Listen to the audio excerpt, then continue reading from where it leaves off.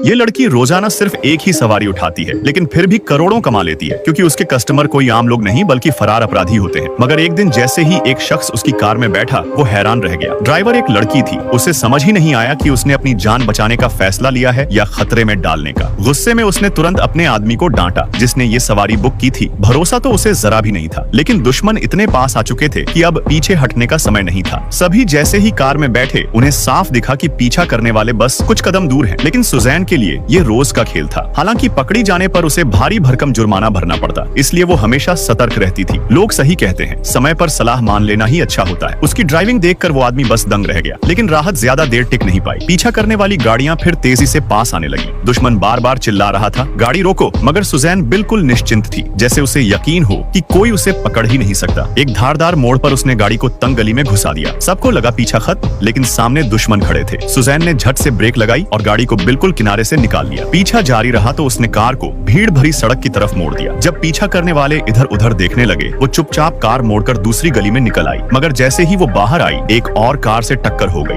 बिना रुके उसने तुरंत रास्ता बदला और आगे बढ़ गई। दोनों गाड़ियां उसके पीछे आ गई, तो उसने स्पीड तेज कर थोड़ी दूरी बना ली। सामने खड़ी एक और कार को उसने इतने पास से निकाला कि देखने वालों की सांस अटक गई। पीछा खत्म करने के लिए उसने कार को ऐसे रास्ते पर डाला जहां काम चल रहा था, और वहीं दुश्मन की गाड़ी फंस गई। सबने सोचा अब मामला खत्म, मगर तभी एक और कार सामने आ गई। पर इन गलियों का नक्शा सुजैन के जहन में जैसे बचपन से बसा था। जब पीछा रुकने का नाम नहीं ले रहा था, उसने तय किया कि अब ऐसी जगह जाना होगा जहां दुश्मन पहुंच ही न पाए। वो एक बेहद पतली गली में मुड़ गई, और जैसे ही दुश्मन ने पीछा करने की कोशिश की, उनकी गाड़ी टकराकर अटक गई। अब आखिरी कार बची थी। तभी रेलवे ट्रैक पर आती ट्रेन ने उसका रास्ता रोका। दुश्मन करीब था, लेकिन सुजैन ने गाड़ी को ट्रेन के साथ साथ दौड़ाना शुरू किया और एक खतरनाक ड्रिफ्ट मारते हुए ट्रेन के आगे से निकाल दी। ये देख दुश्मन हक्का बक्का रह गया और सुजैन अपने कस्टमर को लेकर निकल गई। उसकी ड्राइविंग से प्रभावित होकर उस शख्स ने उसे अच्छा खासा इनाम। शहर का सबसे अमीर आदमी हर रोज अपनी रोल्स रॉयस चलाकर खाना डिलीवर करता था, बस जिंदगी का असली मजा लेने के लिए। लेकिन उस दिन डिलीवरी करते समय गलती से उसने देखा कि कस्टमर बाथरूम से बाहर आ रही थी। बस फिर क्या था, लोगों ने उसे आवारा और बदचलन समझ लिया। सिक्योरिटी गार्ड्स ने तुरंत उसे बाहर फेंक दिया। वो जितना समझाने की कोशिश करता, कोई मानने को तैयार नहीं था। कुछ गार्ड्स तो उसे पीटने तक आ गए। तभी अचानक उसका बेटा आ गया। बेटे ने गार्ड्स को रोका, लेकिन गार्ड्स ने बेटे को ही बता दिया कि ये बूढ़ा आदमी औरतों के बाथरूम में झांक रहा था। सुनकर बेटा बेबस हो गया। कनेक्शन लगाकर उसने बाप को बचाया और फिर अकेले में उसे डांट दिया। पहले तो तुम चोरी छिपे फूड डिलीवरी करते हो, ऊपर से बदनामी भी करा दी। कंपनी में मेरी इज्जत मिट्टी में मिला दी। बाप कुछ समझाना चाहता था, लेकिन बेटा बीच में ही काटे हुए बोला, मुझे कंपनी के काम है, तुम चुपचाप घर जाओ। पर वो आदमी बेटे की बात नहीं मानता। वो फिर से डिलीवरी पर निकल पड़ता है, और इस बार डिलीवरी करते करते उसी औरत से फिर टकरा गया। पता चला वो औरत किसी बड़ी कंपनी की सीईओ थी, लेकिन उसकी कंपनी कंगाल होने के कगार पर थी। आदमी ने तुरंत माफी मांगी और मदद करने का ऑफर दिया। औरत हंस पड़ी, तुम एक डिलीवरी बॉय मेरी कंपनी की प्रॉब्लम सॉल्व करोगे? वो ज्यादा बहस नहीं करता, सीधे कंपनी के मॉडल डिस्प्ले पर जाकर सारे सॉल्यूशंस बता देता है। शुरू में सारे एग्जीक्यूटिव नाराज हो जाते हैं, कहते हैं इसमें $1.5 बिलियन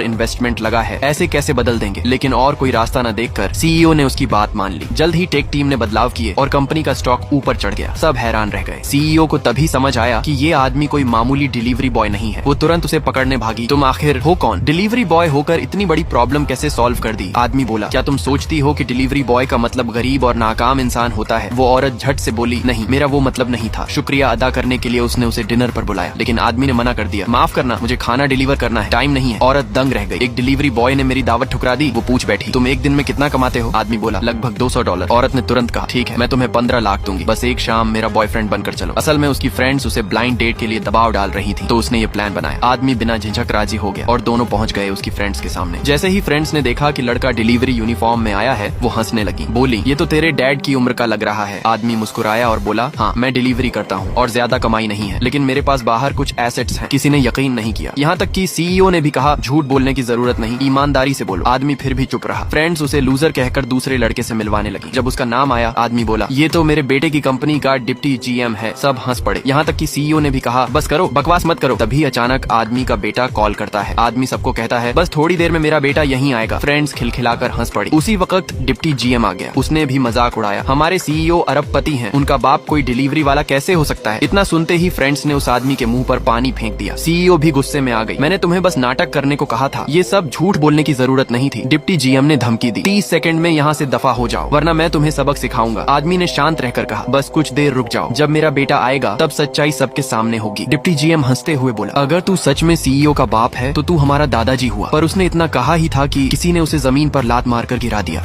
আল্লাহ, এই জান্নাতি পাথর দেখে যে শেয়ার করে দিবে তাকে মরার আগে একবার হলেও মক্কা হজ করার তৌফিক দান করুন।